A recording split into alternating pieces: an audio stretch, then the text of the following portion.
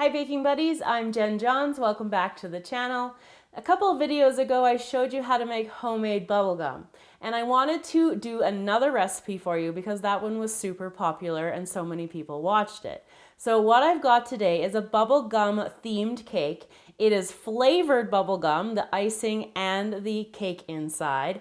Hiding inside is circles for bubblegum representation. Then I've got bubbles and everything kind of round and pink and bubbly on the top. My homemade bubblegum's on the top. And then it's a little bit off center. It's a little bit wacky. It's hanging out here. And then underneath I've got it sitting on a giant bowl full of big bubblegum balls.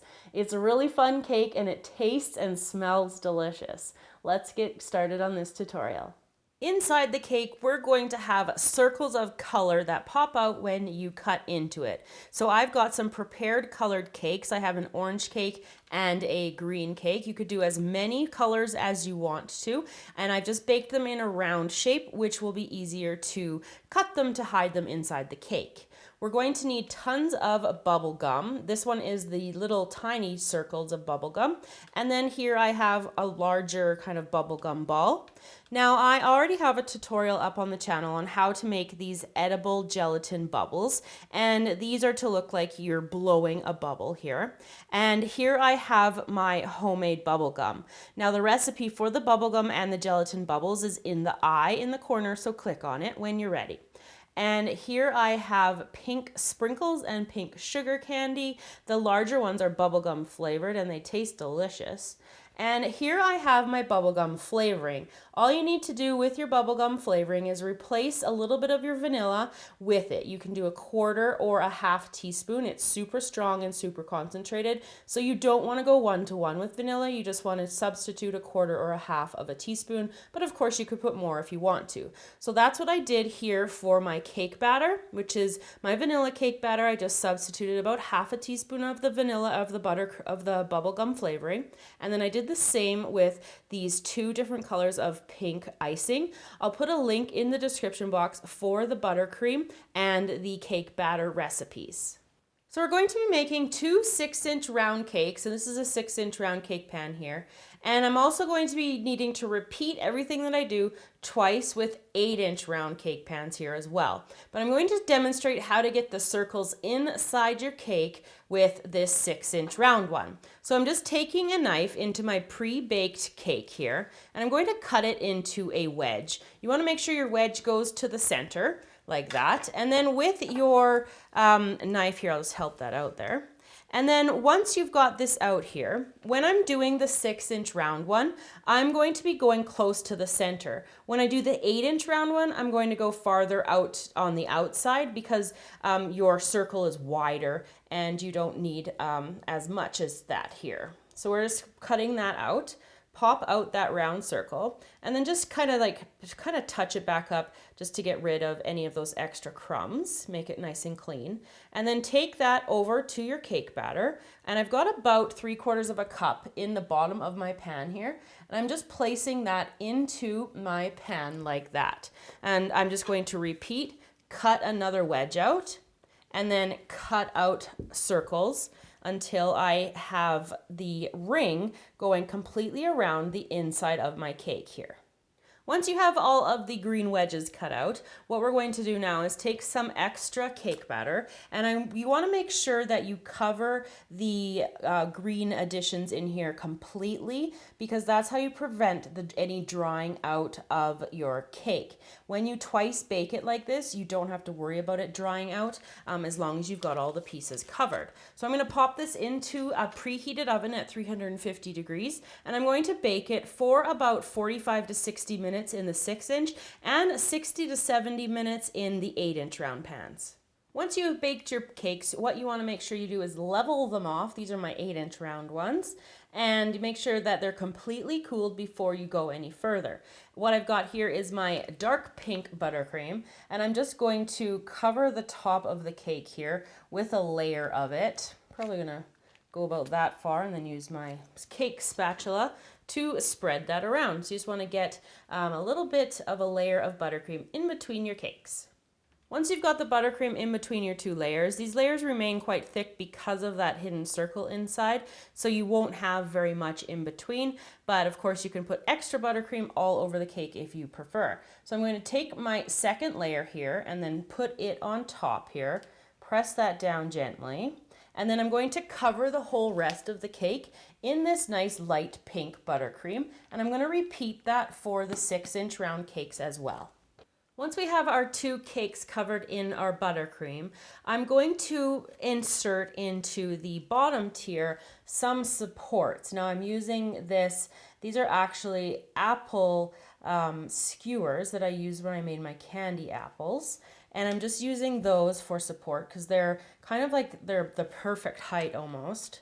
And I'm putting the cake on this like off side here. So what I'm doing is I want to support it completely so that when it does, so it doesn't collapse into this bottom cake. So I'm providing these ones here and I'm pushing that down. I'm just using the back of another skewer there to cover that up. So now I can take my 6-inch cake and I can pick it up and transfer it over here, and I'm letting it hang a little ways off, and I'm just going to have that like that. Just give it a little bit of element.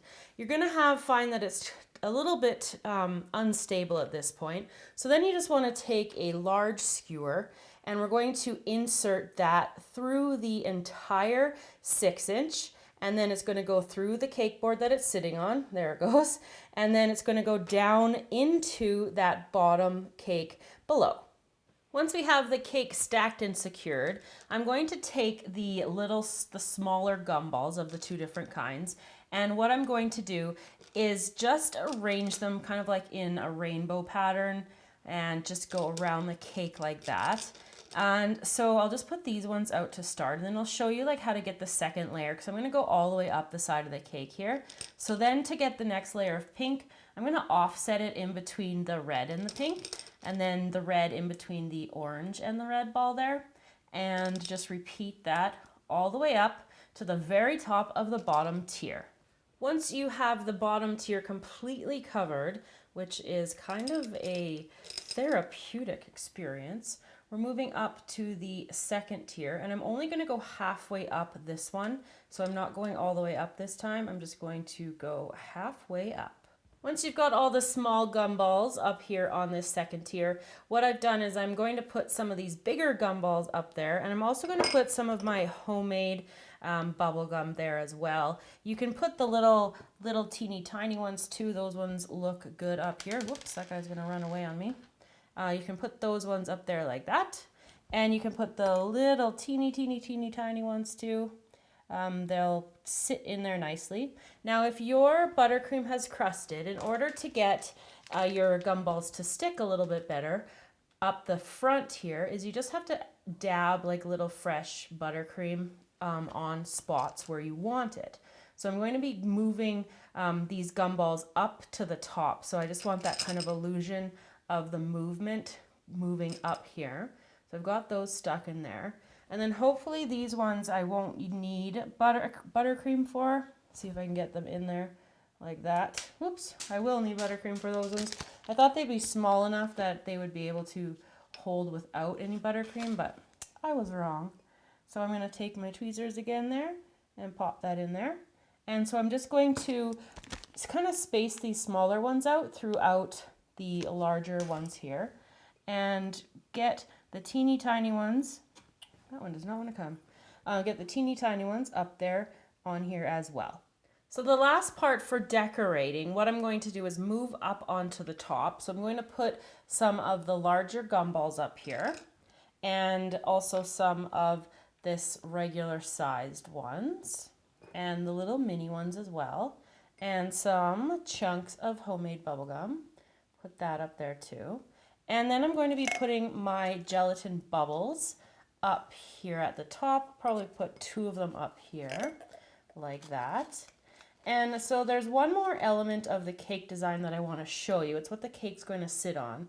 I'm going to show you that next, and then I'm going to slice into the cake and I'm going to show you the finished product. So the final element that I'm going to add to the cake is going to sit on top of this fishbowl. And I use this fishbowl in my Finding Dory cake. If you want to check that out too, I made a Jello aquarium using the same bowl. And so what I've got here is the jumbo gumballs, and I'm just going to fill up this fishbowl with them, and then I'm going to put the cake directly on top for a really cool effect. So there you go, baking buddies, how to make a bubblegum themed cake. Now, this cake was a little bit crazy. I hope you guys enjoyed learning how to make it. The bubblegum flavor definitely adds a different taste to it. It would be a super hit at kids' birthday parties. If you haven't subscribed to the channel already, please make sure you do so. And I will see you guys all again next time. Bye.